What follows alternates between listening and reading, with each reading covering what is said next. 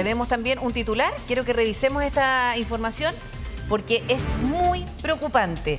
Dice, es el brote de virus sincicial más violento en la historia de Chile.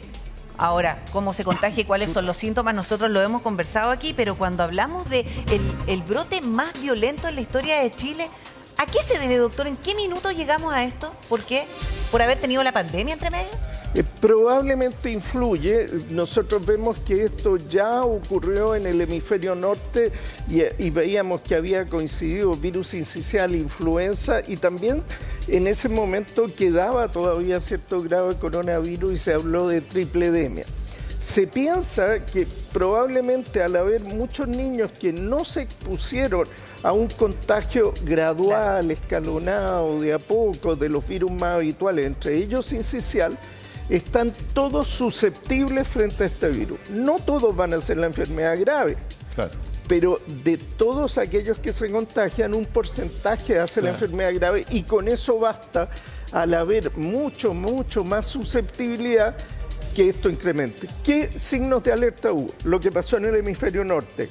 ¿Qué otro? Se adelantó en varias semanas. En varias semanas el aumento de casos. Uno podría decir, quizás termina antes, pero ¿no será que hay más susceptibles y como las epidemias paran naturalmente cuando se acaban los susceptibles y no tenemos una vacuna para reducir los susceptibles, esto sube y va a seguir subiendo? Puede seguir. Y todavía faltan un par de semanas para que siga subiendo. Si ya hemos vivido estas situaciones dramáticas en estos días, ¿qué es lo que nos queda por delante todavía? Claro. Doctor, mire, tenemos a la Covita. ¿Nos puede enseñar usted cómo, de alguna forma bien gráfica, usted sabe hacerlo, ingresa el virus al organismo? Es muy sencillo. El virus, ¿no es cierto? Disculpa que me pongo por este lado. Tiene que ingresar a la vía respiratoria. Entonces, si ustedes ven por nariz, por boca, por las mucosidades, los virus respiratorios ingresan, entre ellos el virus sincicial. ¿Cómo se ve facilitado? No solo por gotitas de estar muy cerca de alguien que le puede arrojar gotitas, sino también por las manos. Y ahí es la insistencia que no basta con usar mascarilla en sitios muy concurridos, sino que el lavado de manos es importante. Uno sin darse cuenta se toca la carita, los niños con mucho más frecuencia. Si yo voy en el metro, Doc, disculpa, si solamente para hacer un ejemplo gráfico. Si voy en el metro y me tomo del pasamanos y el fierro que está en la mitad, voy ahí y probablemente ese fierro a lo mejor una persona tosió y lo tomó antes que yo. Claro. Y eso me va a quedar en la mano y después... basta con que me refriegue un ojo, por ejemplo. Puede bastar, claro. ¿Puede entrar por los ojos? Exacto, la misma superficie del ojo está conectado con la garganta. Ustedes han notado que cuando lloran sienten un sabor amargo dentro de la boca. Está conectado. Con eso basta. Entonces, el no lavarse las manos ahí puede ser delicado. Ahora, una pregunta que es interesante de plantearse. ¿Por qué los niños se contagian más que los adultos? Buena pregunta. Y ahí hay varias cosas. Uno, por su enseñanza están encerrados en sitios confinados que no pueden estar con las ventanas abiertas en este tiempo por el clima. Y hay muchos niños en una sala. Eso no es lo mismo de los adultos, que en general están un poco más espaciados. Dos, el sistema inmunológico del niño todavía está en desarrollo. A veces no ha tenido contacto con este virus antes y por lo tanto no tiene respuesta. Recordemos que no hay vacuna todavía disponible para niños. Tres, ¿no es cierto? Los hábitos de prevención en los niños todavía no están desarrollados. ¿Sabe lo que pasa, doctor? ¿Sabe lo que pasa, doctor? Es que uno se pregunta muchas veces ¿por qué lactantes son los que se contagian? Estamos viendo el caso... guaguitas de 2 semanas. Claro, que obviamente se desplazan en la medida que la madre los logra desplazar, nada más. O el papá, qué sé yo. Claro, uno imagina, mira, de 2 semanas, al quinto día, cuarto día, sale recién de la clínica dado de alta y uno imagina que está la semana siguiente en su casa. Claro. Y los meses que vienen. Claro, entonces, ¿cómo se contagian esas Muy guaguitas? buena pregunta. Ahí el problema no es que se contagien más. tienen un sistema inmaduro, no han tenido contacto con el virus, la posibilidad de contagiar es altísima. Ok, pero el detalle es que hacen una enfermedad más grave. Entonces... ¿Pero se contagian porque la mamá, el papá, los abuelitos llegaron resfriados? Y los hermanos. Y los hermanos. No es raro que en una familia no haya un único hijo, sino a veces hay dos o hay tres. O el que está yendo al jardín o al colegio. Cae uno, después caen todos. Y ahí se propaga dentro de la familia. El problema es que el niño, ¿no es cierto?, de 5 o 6 años puede que haga como un resfrío. Claro. Y el lactantito puede hacer la enfermedad grave. Entonces, y necesitar la hospitalización. ¿qué recomienda en el escenario actual, doctor? Las personas que tienen una guaguita recién nacida o de meses y tienen hermanitos que están yendo al jardín o al colegio, ¿que el hermanito deje de ir al colegio? ¿Es así como aislamos a esta guaguita? En general se ha sido muy cauto en recomendar que dejen de ir, pero sí proteger al lactante, a los niños menores de 1 o 2 años, tratar de aislarlo lo más posible. Se lo pregunto porque la mamá, ya estando al cuidado de su guaguita, está en la casa. Entonces es menos complejo cuando hay una mamá que está trabajando, que tiene que salir. Entonces, si ya está en la casa, puede estar al cuidado del hermanito y evitar que llegue con virus a la casa. O sea, es una medida que se puede tomar, pero siempre considerarlo como una medida extrema, porque recordemos que lo que siempre insistimos desde salud y de educación, que las clases hay que cuidar, lo que sea lo último que se suspenda y lo primero que se reinicie. No, y la mamá va a estar en contacto con los hermanos igual. El tema es que nadie más, por lo menos, o sea, absolutamente nadie más del grupo familiar. Claro. Otra pregunta que tengo, doctor, fíjese que yo me acuerdo que unas sobrinas mías estaban cuando la Valentina era guaguita y tomaba pechuga la mamá, todavía leche, y resulta que llegaron mis sobrinas con peste cristal. Ya. Entonces, mi padre, médico, le preguntó a la mamá de la guaguita, ¿usted tuvo peste cristal? Sí. Ah, no se preocupe porque traspasa la inmunidad a través de la leche a la guagua. Entonces, ¿esto no pasa igual? Es decir, una guaguita que esté tomando leche materna, ¿la mamá puede traspasar la inmunidad? ¿Por qué? ¿O por qué no se da como se da en el caso, por ejemplo, de la peste cristal? Claro. Lo que ocurre es que cierto grado de protección, cuando han habido madres que reciben vacunas, por ejemplo, también hay protección durante los primeros meses, eso se ha estudiado. Pero la protección que entrega una transmisión por la leche materna no confiere una completa seguridad. Sobre todo si hay una exposición viral importante. Doctor, cuando nosotros hablamos de las enfermedades graves, y me gustaría también que me explicara aquí, lo ha hecho otras veces, pero es importante señalar, porque resulta que si tenemos a un adulto mayor que está afectado por virus sincicial y puede hacer una neumonía, a lo mejor vamos a enterarnos de que sí, es que mira, estaba viejito y murió de neumonía, pero probablemente esa neumonía puede ser fruto del virus sincicial. ¿Qué es lo que se provoca en los pulmones con el virus sincicial? Los virus tienen diversas formas de afectación en el aparato respiratorio. Vimos que el COVID generaba como una neumonite, una inflamación del pulmón intersticial y en la periferia del pulmón. Se veían unas manchas en la periferia y que después iban extendiéndose en todo el pulmón. Y al final incluso se fibrosaba. ¿Qué ocurre con el virus sincicial? Inflama el pulmón, pero genera a nivel de los bronquios, que son como estos ductos por los que circula el aire, en estas partecitas que ustedes pueden ver cortados acá, que se ve su interior, una inflamación que genera una obstrucción. ¿Cuál es el problema de eso? Que el niño respira y tiene obstruido, entonces el aire... No ingresa el oxígeno. No puede ingresar bien y salir bien. Entonces hay un silbido en el pecho. Eso se llama bronquiolitis. Entonces, pero esa es la primera etapa de la enfermedad. No, y con eso evoluciona con un cuadro con compromiso bronquial y neumónico que requiere muchas veces de apoyo, incluso no solo con oxígeno, en ocasiones con ventilación mecánica. ¿Eso mismo le puede pasar a un adulto, por ejemplo, que tenga alguna enfermedad crónica? Eso mismo le puede pasar a un adulto. Y hay adultos que tienen mayor reactividad bronquial, que sus bronquios tienden a obstruirse en ciertas condiciones, son hipersecretores y se enferman además con virus sincicial, pueden desarrollar una enfermedad más severa. Nosotros hemos visto en estos últimos años adultos mayores con virus sincicial que estábamos acostumbrados a verlo en los niños, ¿no? Y ahora vemos adultos mayores con cuadros muy severos en la UCI, por ejemplo, con virus sincicial. Hoy día, esta semana. Hoy en día estamos viendo este tipo de cuadros, sí. Tenemos mensaje de WhatsApp, la gente se está comunicando con nosotros, nuestro querido amigo de Tu Día, queremos compartirlo con usted, doctor.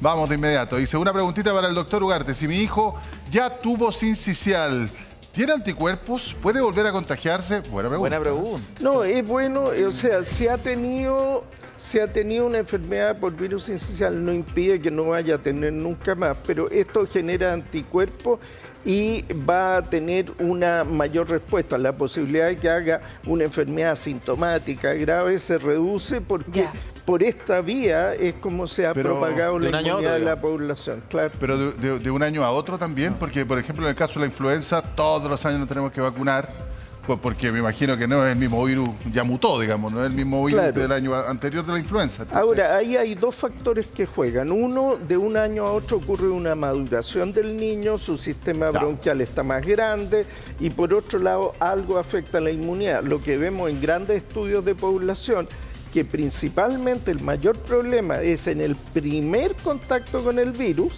y en niños pequeños, de menores de 1 año o hasta 4 años. Entonces, el haber tenido memoria inmunitaria, vemos que en grandes números reduce la gravedad del cuadro, pero eso también coincide con la maduración del sistema respiratorio y de la inmunidad. Pero puede ser que no tenga virus sincicial, pero tenga secuelas producto del virus sincicial y al tener alguna enfermedad respiratoria más adelante, haga un cuadro más grave. Y también eso es así, y con el virus sincicial además podría complicarse con una neumonía bacteriana, por ejemplo, ese tipo de cosas. ¿Cuáles son las secuelas que deja el virus sincicial? Porque al menos de lo que yo recuerdo de la experiencia con mi hija, me hablaban de la atelactasia, algo así. Sí, una de las cosas que ocurre es que si tenemos los bronquios que se tapan, todo el segmento de pulmón que ventila ese bronquio, y lo imaginamos tapadito, es como si usted tuviera muchos globitos con un ducto, como una manguerita que infla los globitos. Supongamos toda esta parte. Ya. Entonces se tapa acá. ¿Qué va a pasar con estos globitos si esto está tapado? Empieza a no llegar aire, ¿no es cierto? Se empieza a pegar y se queda todo esto pegoteado, duro, ¿no? ¿Es como una especie de como cicatrices en el pulmón? No alcanza a ser una cicatriz, pero no está ventilado. Esto uno lo ve así. Tiene menos capacidad para ventilación. Exacto. Es como cañerías tapadas, básicamente. Es como una cañería tapada. Entendamos el pulmón como una gran esponja, pero que en vez de llenarse de agua, se llena de aire. Y si uno tapa estas cañerías que llevan el aire, deja de llegar el aire y una parte se puede consolidar por atelectasia. ¿Se rigidiza? Es que se pegotea, queda sin aire y queda el tejido, pero no un tejido esponjoso, inflado de aire, sino un tejido que no sirve. Es como que uno toma una esponja y la apriete. No, sí, o sea, pero queda como fibroso, o como el efecto de la fibrosis quística más o menos. Podría, si sobre eso se puede agregar infección bacteriana, ojo, y en un largo plazo se puede producir fibrosis, pero lo primero es que se deja de ventilar y queda como una esponja apretada, en vez de estar como una esponja. ¿Y eso se recupera con el tiempo o queda así? Eso sí se puede recuperar con kinesioterapia. Sí, de hecho había un ejercicio que le hacían inflar globos. Exacto. O soplar con unas bombillas. Exacto. Para ir recuperando la función del pulmón. Son incentivadores respiratorios, ¿no es cierto?, que pueden incentivar la expiración, ¿no es cierto?, para que no se quede el aire atrapado. y que favorece que mantenga aireado todo el pulmón. Sí, pero es importante lo que dice usted, doctor. Probablemente el virus sincicial puede generar una especie de inmunidad posteriormente al niño. A lo mejor si le da al año, a los 2 años, 3 años, ya va a estar más grande, va a tener mayor resistencia. Y la posibilidad de hacer una enfermedad grave es muchísimo menor y se va adquiriendo una memoria inmunitaria. Claro, esa memoria inmunitaria. Pero si es que el pulmón tiene esta atelectasia que no funciona en un 100%, si es que se contagia de otro virus respiratorio, puede hacer una enfermedad grave, no producto de un virus sincicial, sino que de otro virus respiratorio más adelante. Claro, ahora recordemos que las atelectasias, si son manejadas oportunamente, así como se colapsa, se puede reexpandir. Ahí se requiere todo el apoyo kinésico, incentivadores expiratorios, uso de broncodilatadores. Entonces, ¿cuál es el problema? Si además del virus sincicial se agrega una bacteria, por ejemplo, hace una neumonía que daña mucho el tejido y se forman cicatrices, ahí ya sí quedan secuelas permanentes. Un detalle nada más. Por eso cuando hablamos de camas críticas, los kinesiólogos son parte de esos equipos y son clave. Sí, son clave para la recuperación. El equipo humano es mucho más amplio que simplemente un doctor especialista. Efectivamente. Ahora, la doctora Aguilera, la ministra, dice que no hemos llegado probablemente al pic del virus sincicial y tampoco al pic de la influenza. ¿Un paciente puede tener influenza y virus sincicial, doctor? Sí, aunque hay un perfil temporal en años normales, porque este año está siendo un poquitito diferente. Lo que se veía normalmente, venía un pic de virus sincicial y después disminuía y venía un pic de influenza. Venían separados. Entonces no era tan frecuente que golpearan los dos. Y los perfiles de gravedad y de edad son diferentes. Entonces, lo que veíamos, lactantes, niños de menos de 1 año, 2 años con sincicial muy complicado, o adultos muy mayores. Y después muchas personas con influenza, pero que le daba como un resfrío, y algunos que la influenza le golpeaba muy fuerte. Estamos mirando las camas pediátricas con mucha atención y se está hablando de un 92% de ocupación. Ya el doctor nos ha dicho que esa cifra es engañosa. Es mala. Pero ¿qué pasa con las camas adultas si todavía no llegamos ni al pic de la influenza? ¿Qué porcentaje más o menos uno podría calcular que están en ocupación? Las camas adultas también están con sobreocupación. Más de 85. Entonces. Más de 85, ya. O sea, recuerden, cuando una institución y un país llegan al 85% de camas críticas, no significa que, estamos bien, nos queda un 15%. No. Eso es el nivel tope, porque eso es lo que uno necesita para que entre un enfermo. Si pasa de eso y llega al 90%, estamos un 5% sobre el nivel tope, ya hay que inyectar cama al sistema. Esa es la situación de adulto y en pediatría está aún peor. Y sobre todo porque hay que entenderlo como un promedio. O sea, si estamos en 90 es porque en algunos lugares está cerca del 100 y en otros estarán un poco menos. Pero es un promedio. O sea, de verdad hay regiones que tienen tan al tope. Pero hay otra cosa más, Francesco. Piensen en lo siguiente. El censo se hace en la mañana. Cuando tú estás sacando, ¿a quién podemos sacar? A este paciente. Ya, lo sacamos. Tenemos una cama. ¿Y cómo es esta urgencia? Claro. ¿Cuántos niños hay esperando una cama en urgencia que no se puede, o adultos esperando por una cama? O las mismas salas pediátricas, la hospitalización pediátrica, que son candidatos que puedan subir a la UCI. Pero además que hay otra cosa que muchas veces desconocemos. Yo me acuerdo en el momento de alto contagio, la pandemia de alta ocupación de cama, incluso los médicos decían, ¿sabe qué? Cuídese. No solamente del virus. Cuídese de tener un accidente, cuídese de que le dé un infarto. O sea, porque esas camas críticas también se ocupan para ese tipo de pacientes, no solo para los que están enfermos con enfermedades respiratorias, ¿o me equivoco, doctor? Tienes toda la razón. ¿Y qué es lo que ocurre ahora? Fíjate que lo que estás diciendo pareciera que adivinaras lo que está pasando en los hospitales. Me contaban de un pequeño niño de 2 años quemado. Pero es niño y necesita una cama crítica, no por sincicial, porque está quemado. ¿Cómo conseguir una cama para un niño en medio de esto? Entonces, lo que tú dices, en estos momentos, con esta ocupación, cuídese. trate de no chocar, claro, trate de evite andar en moto, por ejemplo. No claro, sé, todo aquello que pueda la generar... doctora Elia Molina también decía, no vayan a las urgencias si no es estrictamente necesario. Y quizá ahí porque te contagias también allí.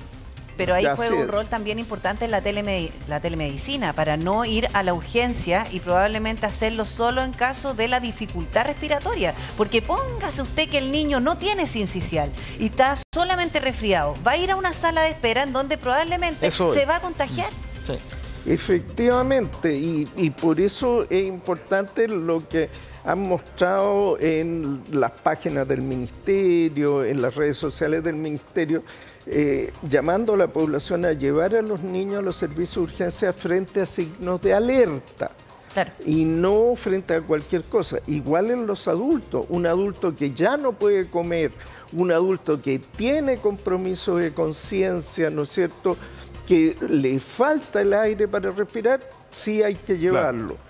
Pero tiene tos, tiene algo de romadizo y una fiebre moderada, paracetamol para bajar la puede fiebre. Estar en la casa. Oiga, doctor, usted nos estaba explicando que el sincicial afectaba a los bronquios, ¿no es cierto? Sí. Que efectivamente lo cierra. ¿La influenza hace lo mismo? Porque no. estoy pensando en... Chuta, se puede agarrar, estamos en el pic de ambos, entonces de repente una persona puede agarrarse los dos. O sea, ¿qué hace la influenza? La influenza es un poco diferente. La influenza también entra por la vía aérea superior, ingresa y en la mucosa, aquí en el lado, ustedes ven, va la laringe y después la tráquea. Y en la mucosa de la tráquea, que es como la cobertura interna, se inflama. Y eso, cuando uno puede ver personas que han muerto por influenza, si ustedes ven la mucosa de la tráquea, está toda ensangrentada, roja. Oh. No sé si usted alguna vez... A ver, ¿aquí dónde aquí, doctor? Es que va por el centro, aquí va un poco escondido, detrás del corazón, por el lado se alcanza a ver. Y es la tráquea la que se inflama. Claro, y ella llega a ambos pulmones. Entonces, esa tráquea que va en el centro, no sé si ustedes cuando han tenido influenza han sentido que tose y le duele. Que duele todo. Y como detrás del esternón acá. Sí. Bueno, duele el pecho. Yo recuerdo haber asistido a autopsias de pacientes con influenza y haber visto la tráquea toda enrojecida, la mucosa, esa sensación que las personas sienten, realmente hay una inflamación. Pero no termina ahí. A nivel del tejido pulmonar se genera una gran inflamación que no es solo en un segmento, sino están ambos pulmones muy comprometidos, muy inflamados, aumenta el peso de los pulmones que habitualmente están llenos de aire, sube. ¿Qué significa eso? Tienen líquido, tienen secreción, líquido inflamatorio, tienen pus, ¿no es cierto? Claro. Y esto se inflama y puede ser muy, muy severo. Y una de las características es que si da este cuadro de neumonía viral por influenza, la evolución, dependiendo de la cepa de virus, puede ser larga, no 5 o 6 días de ventilación mecánica, sino que a veces la persona puede estar 2, 3 semanas, necesitar un ventilador mecánico, necesitar que lo acostemos boca abajo, claro. Para tratar que las partes que están menos inflamadas, menos llenos de líquido, con menos daño, puedan recibir ese oxígeno. Puedan recibir ese oxígeno y puedan generar algo de intercambio gaseoso. Doctor, el sincicial lo hemos explicado, porque muchas veces la gente siente que llegó con la guagua bien y que adentro del hospital se le puso mal. Claro, ¿cierto? Y tiene que ver con la evolución del virus. Sí, la que evolución. En principio no es tan grave como al 5.º día. Y usted ha explicado que cuando ve que la guaguita se le hunde el esternón, qué sé yo, cosas así, pero ¿tengo que esperar a eso? Porque usted dijo que las guaguitas también perdían el apetito. ¿Por qué lo pierden? Y si esa es una señal como ya... No voy a esperar que se le hunda el esternón, sino que si ya mi guaguita dejó de comer... Cuando ya está muy decaído. Claro, es que si se hunde el esternón, se hunde las costillitas o la parte superior, es un criterio de alerta. También si se pone moradita la boca, también es un criterio de alerta. También fiebre muy alta, sobre 39 grados. ahora se le está dando menos importancia a la fiebre porque está tan lleno que es un criterio muy amplio. Claro. Si deja alimentarse, ¿qué pasa? El niño, por un lado, está decaído, muy decaído, y tan decaído que deja de alimentarse, eso ya hay que preocuparse y consultar. No esperar a que aparezca. ¿Por qué se quita el apetito? Porque hay un dicho bien popular que dice: enfermo que come no muere. Bueno, ocurren varias cosas. Uno, la misma infección genera un estado inflamatorio que puede disminuir el nivel de alerta. Ya. Esto se nota sobre todo en los lactantes y en los adultos mayores, que frente a cuadros inflamatorios el nivel de conciencia disminuye. Pero además la dificultad respiratoria inicial, que no se hace tan evidente en reposo, sí se puede notar cuando trata de mamar el pecho o tomar el biberón, porque se le dificulta alimentarse bien, claro, porque no está respirando bien. Entonces, y porque está todo inflamado adentro. Y está, claro, y eso ya es un criterio de alerta para llevarlo al pediatra y al servicio de urgencia. Doctor, tenemos un WhatsApp, así es que aprovechen de mandar todas sus preguntas y aquí tratamos de aclararlas con el doctor Ugarte. Dice: buen día, ¿las vacunas de la influenza y las del COVID ayudan a protegernos del sincicial? Eso nos escribe la Camila de Maipú. Muy buena pregunta y aclarar. No protegen contra el virus sincicial, no protegen contra el virus sincicial. Lo que hacen es que evitan lo que muy bien planteaba Repe, que no es el único virus que está circulando, además está circulando influenza. Y lo peor que podría pasar es que alguien se contagie incluso por más de un virus. Y en la carga total de salud, en los servicios de urgencia, en la UCI, tratemos de no enfermarnos. Claro. Les juro que trate de no enfermarse en los próximos 2 meses. De nada. Sí. Entre ellos de influenza, que está recién empezando a subir. Y no todos van a ser un cuadro grave. La vacuna lo que busca es disminuir los cuadros graves y disminuir la circulación de virus. Es un acto solidario también para que los demás no se enfermen. Contacto con Cristiana Cunha.